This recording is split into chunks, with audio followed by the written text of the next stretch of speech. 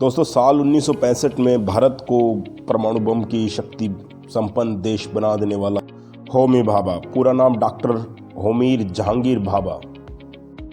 होमी भाभा वो व्यक्ति थे जो साल 1965 में ही भारत को परमाणु हथियार बना करके देने वाले थे। उनकी मौत आज भी एक रहस्य बनी हुई है।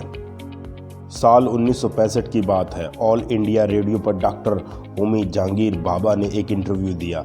इस इंटरव्यू में उन्होंने एक घोषणा की जिसने दुनिया के बड़े बड़े देशों को सोचने पर मजबूर कर दिया।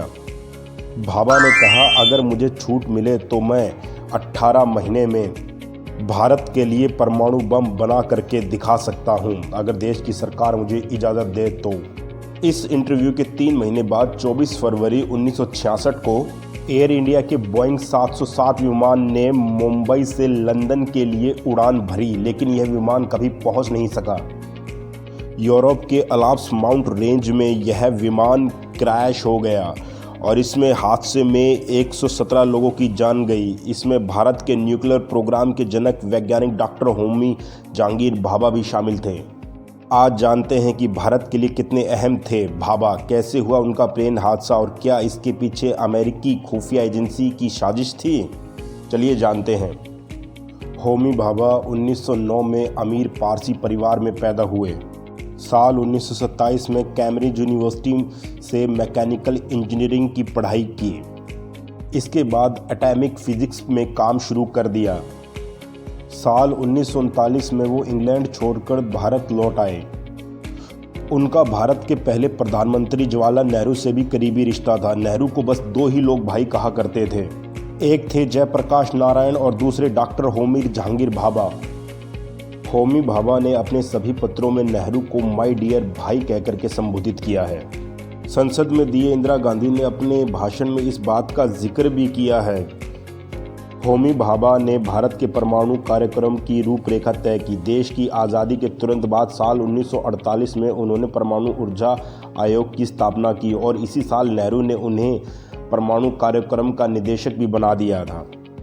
साल 1955 में उन्होंने परमाणु कार्यक्रमों पर आधारित यूनाइटेड नेशन की उस सभा की अध्यक्षता की जिसमें 73 देशों के 1428 प्रतिनिधि मौजूद थे। 1962 में चीन भारत युद्ध हुआ और भारत की हार के बाद परमाणु हथियारों को लेकर होमी भाभा ने सार्वजनिक रूप से काम तेज कर दिया। सरकार ने भी उन्हें सपोर्ट किया और परमाणु रिएक्टर से उत्पन्न बिजली को तीसरी पंचवर्षीय योजना में सरकार ने शामिल कर लिया। 1963 में राजस्थान में भारत का पहला न्यूक्लियर पावर प्लांट लगाने के अंतर्राष्ट्रीय समझौते पर हस्ताक्षर हुए। इन समझौतों में कई कठोर नियम थे जिसमें सुनिश्चित किया गया कि इनका प्रयोग युद्ध और सेना के अन्य कार्यक्रमों में नहीं किया जाएगा। ये सुनिश्चित किया गया था इन कठोर नियमों में। होमी भाभा भारत को जल्द ही अमेरिका, सोवियत यूनियन, चीन की लाइन में खड़ा कर देते, लेकिन 24 जनवरी की तारीख को एयर इंडिया की कंचनजंगा नाम की फ़्लाइट मुंबई से 11 क्रू और 116 पैसेंजर को लेकर सुबह 8:02 लंदन के लिए उड़ी। ये फ़्लाइट अपने तीसरे स्टॉप जनेवा में उतरने वाली थी। मुंबई से दिल्ली और दिल्ली से बैरूत और बैरूत से जनेवा होते हुए लंदन जाने वाली ये फ़्लाइट उतरने से ठीक पहले इटली और फ्रांस के सीमा पर स्थित माउंट ब्लॉक की बर्फीली पहाड़ियों से टकरा गई।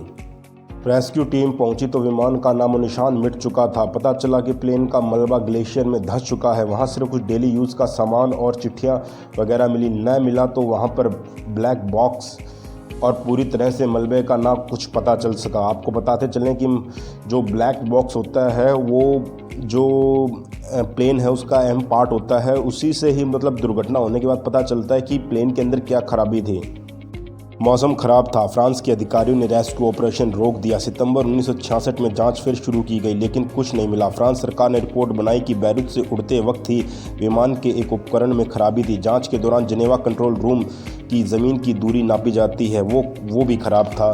कंट्रोल रूम को पायलट ने अपनी ऊंचाई 19,000 फीट बताई, यानी माउंट ब्लॉक पहाड़ियों से 3,000 फीट की ऊंचाई पर। कंट्रोल रूम ने राडार की हेल्प से पायलट को विमान का पोजीशन क्लियर किया और उसे उतरने के लिए कहा।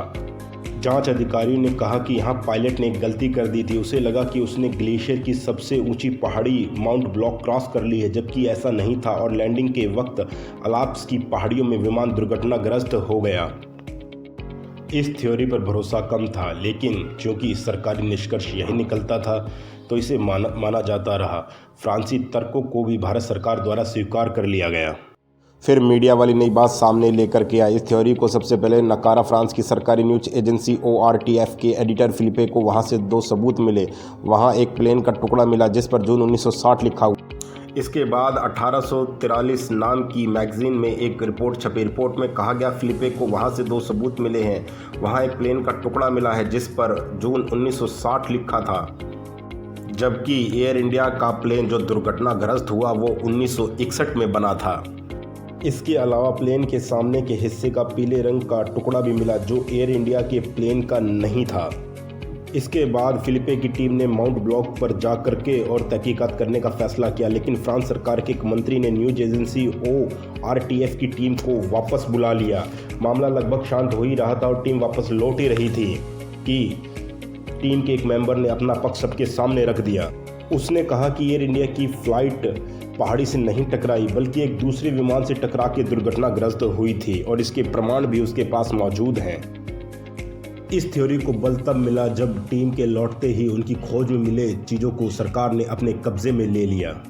साल 2008 में CIA के एजेंट रॉबर्ट कॉर्ली और अमेरिकी पत्रकार ग्रेगरी डगलस के बीच कथित बातचीत पर एक किताब प्रकाशित हुई। कन्वर्सेशन विद द क्रो नाम की इस किताब के मुताबिक भारत जैसे देश के परमाणु हथियार बनाने का ऐलान करने के बाद अमेरिका बहुत ही ज़्यादा परेशान था, इतना ज़्यादा कि अब बहुत ही ज़्यादा परेशान था।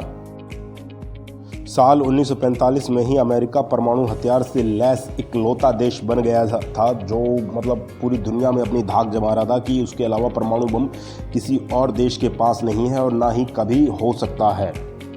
फिर जो दौर आया साल 1964 में सोवियत संघ और चाइना दोनों ने परमाणु परीक्षण किया और अमेरिका की बिल्कुल ही फाड़ गई रख दी और साबित कर दिया कि अमेरिका इकलौता ऐसा देश नहीं है जो परमाणु बम बना करके दुनिया को दिखा सकता है। और इस सोच ने तो अमेरिका के होश ही उड़ा दिए हैं।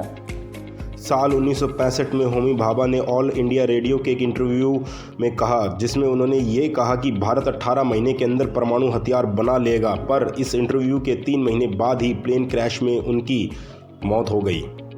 जानकारी अच्छी लगी हुई हो तो वीडियो को लाइक, चैनल को सब्सक्राइब और घंटे के बेल आइकन को ऑन करें।